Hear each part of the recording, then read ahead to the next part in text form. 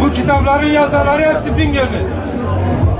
Geliri muhtaçlara verilecek. Varsa tamam yapıyoruz. Kıymetli Bingöller hoş geldiniz. Sana akıbet verelim.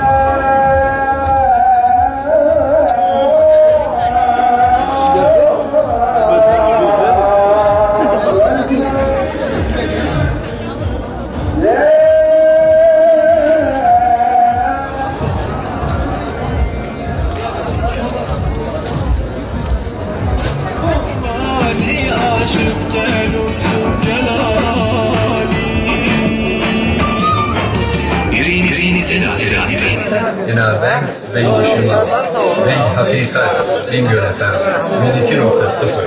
Bu kitapları Radyo Işıma, Bingöl FM, hemen eserun şımar cevabı. Yani bu şeriat köşkleri ki o sualın full cevabı biliyor. Gönüllere akan ses.